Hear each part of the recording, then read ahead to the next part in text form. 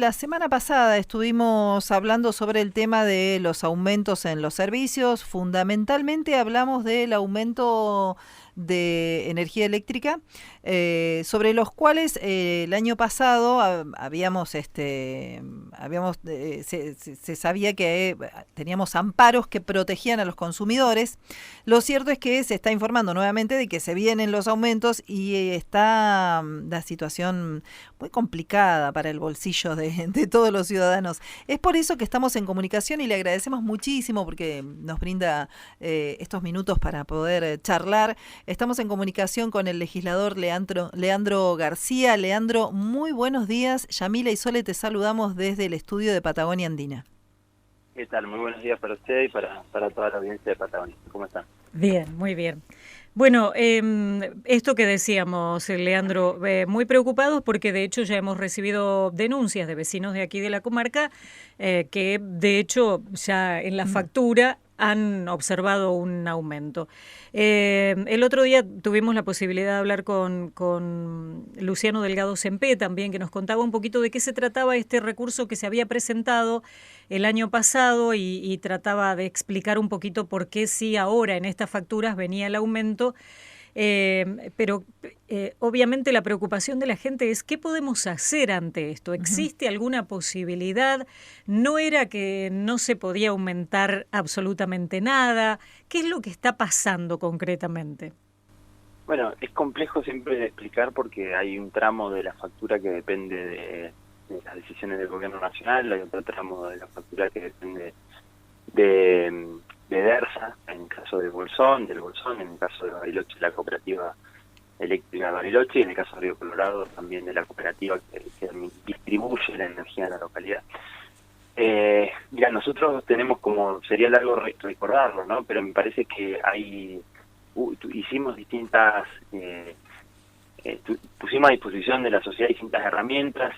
Con el legislador Sempé hicimos un amparo judicial en su momento que lo encabezó de Roca y donde se incluyeron varios casos del Bolsón, y en ese caso la justicia falló en contra, digamos, dándole la razón a los aumentos que había impulsado de DERSA. Lo que cambió respecto al año pasado es que en la última audiencia pública el EPRE, que es el ente provincial regulador de la energía, no convalidó los aumentos en el tramo de distribución, y que en el caso de que estén llegando en este momento tenemos como recursos administrativos para presentar ante el EPRE. Eso no quiere decir que en todos los casos se correspondan, porque también hay que ver la cuestión de la evolución del consumo de cada una de las facturas. Claro. En ese sentido, nosotros el año pasado también hicimos un amparo administrativo que nos fuimos a la justicia, después de que la justicia rechazó el recurso, y a través del EPRE dimos alrededor de 60 familias, en un principio después se sumaron 30 más, que tenían un abuso en la consideración del consumo que medía de DERSA, ¿no? Había saltos muy significativos del 500-600% en lo que tiene que ver con el consumo de esas familias. Ese amparo fue aceptado por el EPRE, todavía no está resuelto, pero esas familias pudieron evitar pagar esa factura monstruosa que les había llegado, donde el consumo saltaba de manera muy significativa y no correspondía con la realidad. DERSA en su momento explicó que estos aumentos de consumo tenían que ver con que previamente a esa medición no se medía como correspondía, pero bueno, nosotros en ese caso entendíamos que el usuario no tenía la culpa de que la empresa distribuyera no mida y por lo tanto sea la responsable de pagar todo lo no abonado por la falta de medición de la empresa. Leandro, Sí. espera que discúlpame que te interrumpa, pero vamos Sí. vamos a aclarar cómo es el trámite, porque vos decís el amparo no fue aceptado por el EPRE. El amparo se presenta en la justicia define, el EPRE es el que después tiene que responder si da marcha atrás o no, ¿cómo es? Por eso, lo explico bien para que quede claro. Eso, La justicia es la última instancia, digamos, ¿no? El EPRE es una instancia previa administrativa. Uno tiene que adoptar la vía administrativa para ir por la vía judicial. Ese fue el argumento con el que rechazaron el recurso judicial que impusimos el año pasado e intentamos llevar adelante con Luciano Delgado Sempé. Eso fue rechazado por la justicia porque no estaba agotada la vía administrativa. Nosotros llevamos 90 casos de familias del Bolsón que tenían un salto muy alto en el consumo a la Defensoría del Pueblo, y con la Defensoría del Pueblo acompañándonos tenemos al EPRE, que es el ente provincial una instancia administrativa que tiene la responsabilidad, que depende del gobierno provincial y tiene la responsabilidad de cuidar a los usuarios, y nos tomaron ese amparo administrativo, digamos. O sea, que lo que hizo ese amparo fue frenar el hecho de que esas familias que habían pasado de consumir 100 a 5.000 kilowatts no tuvieran que pagar la factura hasta tanto no se resuelva la cuestión de fondo de por qué DERSA no medía bien la luz y quién debería poner el costo de lo que no se había medido. Pero eso es una instancia administrativa. Digo esto porque en el caso en el que estamos ahora no hay un aumento que haya convalidado el EPRE. Por lo tanto, las facturas que lleguen con aumentos que no haya convalidado el EPRE, obviamente se pueden recurrir administrativamente ante el EPRE. ¿Me explico? Sí. Digamos, sin ir a la justicia. ¿Por qué? Porque además la justicia el año pasado modificó la ley, hizo como una ley marco para poder recurrir a la justicia en el caso de amparos como este, y es muy exhaustiva en el hecho de que tienen que agotarse la vía administrativa. Para no fracasar en esa empresa es lo más conveniente cuando haya un vecino o vecina que sienta que llegó un aumento que no corresponde, que se acerque al Consejo Deliberante. Bueno, nosotros lo hicimos a través del despacho de la concejal Rosa González. Para tomar esos reclamos hicimos el amparo ante el EPRE. Nosotros nos hicimos cargo a nombre mío como legislador de encabezar ese reclamo ante el EPRE. Pero se puede hacer de manera individual. Yo ahora les pongo a disposición el WhatsApp del EPRE y se puede exigir que el EPRE explique cuál es la razón por la que DERSA le hizo llegar una factura mayor a la del mes pasado. O sea, por Insisto, WhatsApp se puede mandar la factura y el EPRE tiene la obligación de responder. Exactamente, sí, porque es el ente provincial regulador de la energía, digamos, es el que nos tiene que cuidar frente a los abusos de las distribuidoras en la materia provincial. Sí, Luciano nos dijo el otro día que el EPRE no nos defiende en realidad.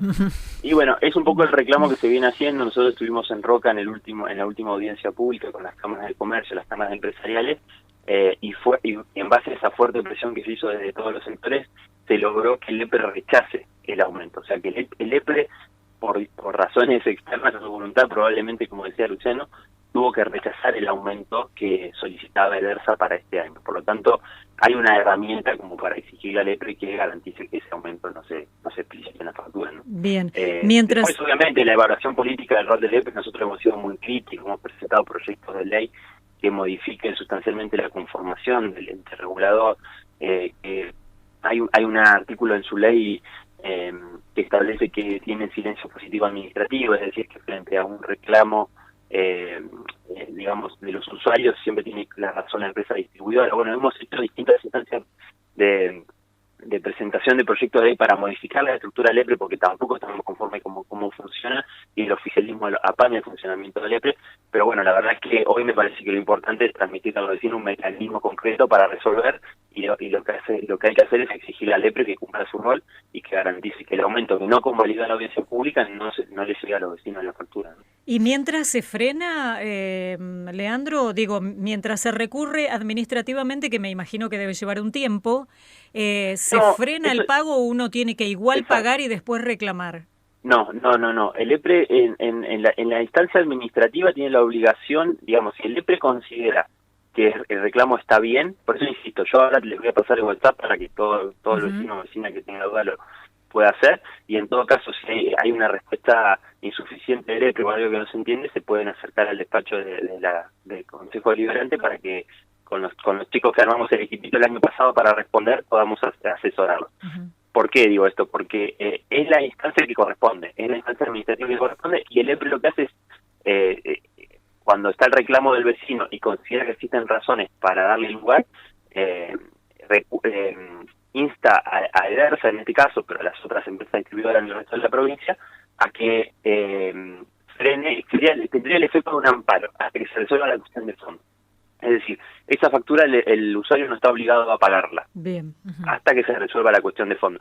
Sí hay una cuestión administrativa técnica que esto no se puede sostener todos los meses. Es decir, si yo quisiera frenar el pago sostenidamente todos los meses, tendría que hacerlo por cada una de las facturas, que fue lo que hicimos el año pasado.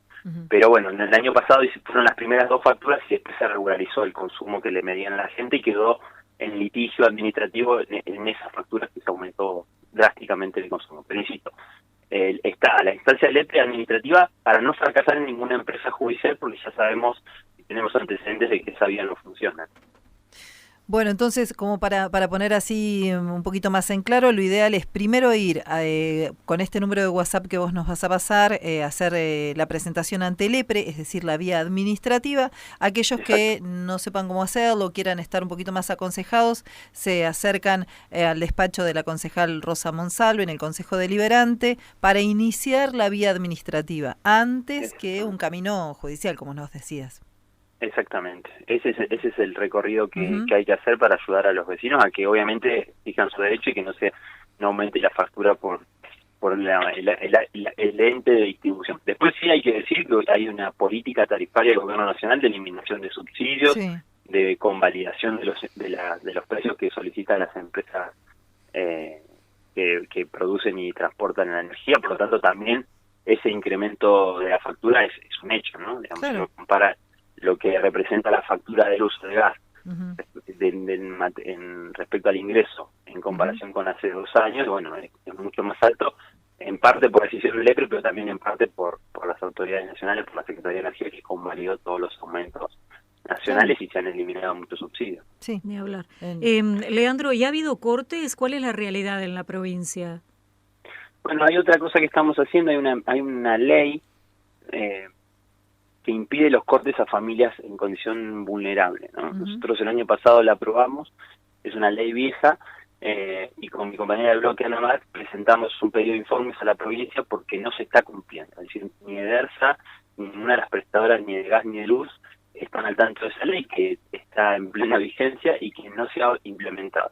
Es cierto que cuando uno ve a las familias que sufren y no pueden pagar la factura de luz y gas, que generan una preocupación, ¿no? Y preferirían de alguna manera pagarla antes de quedar debiendo. Pero lo cierto es que existe una ley provincial, una ley que impide que las familias en condición vulnerable sean privadas de estos servicios esenciales. Así que también en eso a la audiencia que esté escuchando, después les hago llegar el número de la ley, como para que reclamen eso ante las empresas, ante EDERSA o Camusi, porque en el caso de extrema vulnerabilidad, o sea, jubiladas, personas con discapacidad, familias sin ingresos formales, no deberían las empresas poder cortar la luz. Lo que pasa es que, bueno, no hay información sobre esto y muchas familias tienen que sufrir el corte de luz. Nosotros hemos relevado algunos cortes, pero no ha sido significativo ni masivo en la localidad, por lo menos. Bien, eso se gestiona siempre ante el organismo, en este caso EDERSA. Claro, lo malo es que ninguna de las prestadoras tiene información. Cuando uno recorre las oficinas en toda la provincia, ninguna sabía ni estaba al tanto de esta ley. Es una ley que se viene aprobando sistemáticamente en la legislatura y lamentablemente la provincia no le da la discusión que merece porque, insisto, las familias no es que quieren apelar a la ley y quedar debiendo la luz y el gas por mucho tiempo porque la deuda sigue corriendo, pero sí por lo menos impide el corte en el caso de familias que están en condición social o de salud vulnerable, ¿no? Que es importante que la comunidad lo sepa. Así que ahora, cuando corto, les hago llegar también el texto de la ley como para que por favor esa información la divulguen, que me parece importante. Bueno, y ya que te tenemos, te podemos preguntar de varias otras cositas que también tienen que ver con nosotros. Sí, sí, claro. Queremos aprovechar, Leandro, estamos hablando, le contamos a la audiencia con el legislador Leandro García y aprovechamos estos momentos para consultarte porque participaste de la 5ª reunión de la mesa de diálogo por la situación del Hospital del Bolsón, tema que también hemos estado teniendo en la mesa de las mañanas de Patagonia Andina, y quería consultarte esto sobre lo que se ha charlado y sobre la reunión que has tenido también con vecinos. Sí, es una instancia que venimos acompañando, ¿no? Por ahí nosotros lo hacíamos indirectamente porque entendemos que muchas veces estas cosas se politizan y eso no suma, pero nos parecía importante estar en esta 5ª reunión. A través de esa mesa de diálogo se logró descomprimir bastante la situación del Hospital del Bolsón, aparte de modificaciones en el equipo directivo y de una articulación que se hizo entre el municipio, la provincia y las distintas organizaciones y vecinos que participan de esta mesa. Pero bueno, hay problemas que requieren otro grado de inversión de parte de la provincia, así que fue muy interesante porque se hizo presente el secretario de Salud, digamos, lo que sería el segundo después del ministro de Salud, y pudo responder a algunas cuestiones que dependen del ministerio, otras planteó que son problemas un poco más complejos por la falta de profesionales, pero se evaluaron distintas instancias como para atender las demandas concretas que hoy tiene el Hospital del Bolsón, desde el cierre de la unidad de intermedia, de atención intermedia, de la UCI, que viene estando cerrada transitoriamente porque en realidad depende de que haya un médico clínico, y bueno, están en trámite y en proceso de contratar a más médicos, pero bueno, hay un problema que también excede a la dirección del hospital y al ministerio, que tiene que ver con la dificultad para conseguir médicos por los sueldos que tiene el hospital, ¿no? Así que es algo que hay que trabajar y que bueno, que también trasciende un poco a todas las provincias, ¿no? Porque la devaluación, los aumentos de tarifa, la regulación de precios, de esta política de usar el salario como variable de ajuste, repercute en todos lados, y en uno de esos lugares es en el sistema de salud, que se ha agravado sistemáticamente, porque la salud no es solo cuando uno va a atenderse la cantidad de gasas y de insumos que tiene el hospital, sino también la salud de manera integral, y la verdad es que el cuadro social es cada vez más grave, los jubilados les alcanza cada vez menos para cubrir sus necesidades básicas, los aumentos de tarifas de los que hablamos recién repercuten en la salud. Si la gente no tiene los medios para pagar la luz, el gas, si no tiene los medios económicos para subsistir, es muy difícil que esa persona esté bien y está mucho más permeable a recaer en una enfermedad, y a la vez la caída de las obras sociales, ¿no? Las obras sociales se han desentendido de un montón de cosas. PAMI ya no da los medicamentos que daba, pero no está funcionando bien. Y bueno, es un cuadro general muy crítico del sistema de salud que viene desde hace años, pero que se profundiza cuando el Estado Nacional desaparece, y que bueno, nosotros lo que entendemos, por lo menos desde nuestro rol de legisladores, es seguir exigiendo a la provincia que invierta en el sistema público de salud y que deje de transferir tanto al sector privado, pero sabemos que es un cuadro delicado, y en el Bolsón creo que hay varios pasos adelante que se dieron gracias a este trabajo conjunto de la mesa de diálogo, y que falta, bueno, estas cuestiones de contratar a los médicos clínicos para poder abrir la unidad, la UCI, y también una articulación fundamental que hay que hacer con el sistema de salud de Chubut, ¿no? Porque eso es específico de nuestra localidad. No hay un sector privado muy dinámico, y el Bolsón termina absorbiendo la falta de políticas públicas en materia de salud del lado de Chubut, entonces es fundamental esa articulación, y que se arman esquemas que se complementen, ¿no? Y bueno, si nosotros terminamos absorbiendo eso, bueno, que Chubut aporte con médicos, con recursos que permitan garantizar obviamente un trato humanitario, ¿no? No vamos a privar del sistema de salud a nadie, pero sí de que se complemente con recursos de la otra provincia. ¿Y eso que está avanzado? Eso se está trabajando, se planteó ahí. Habló el viceministro de una mesa de diálogo con todas las provincias patagónicas que está trabajando, pero bueno, nosotros vamos a seguir impulsándolo en la mesa de diálogo. Me parece que son las cuestiones claves a abordar. Bien. Bueno, Leandro, por hoy no tenemos... Lo mismo la necesidad de generar política. Yo me comprometí a armar un proyecto para generar algunos beneficios impositivos a quienes puedan brindar una oferta habitacional a los médicos que quisieran venir y no pueden venir por los valores de los alquileres. Bueno, alguna ventaja impositiva que permita facilitarle al médico que quiere venir a alquilar y que tiene un alquiler razonable acorde a su salario, y que el vecino que brinda su casa y alquila tenga alguna ventaja impositiva respecto a eso. La municipalidad también se comprometió a trabajar en ese sentido. Pero bueno, lo fundamental es que se habilitó esta mesa de diálogo que lo que hace es monitorear un poco el funcionamiento del hospital y estar atento a las demandas de la sociedad para que el hospital no se caiga, ¿no? Y eso es fundamental. Gracias por habernos atendido.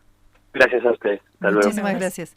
Dialogábamos con el legislador Leandro García. Dos cositas para cerrar respecto de algunos de los temas que estuvimos charlando.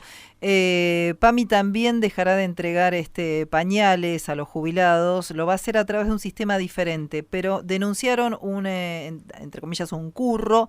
Lo cierto es que este negociado que ellos primero denuncian, el Estado Nacional, finalmente cerró un contrato un 20% más caro en pañales para jubilados en una licitación express, y este es el tercer contrato más importante del organismo detrás de los medicamentos y las internaciones. Es decir que querían denunciar una situación y realmente llegaron a otra situación que no van a salir a explicar, porque Adorni dijo que iba a hacerlo hoy, pero no sucedió.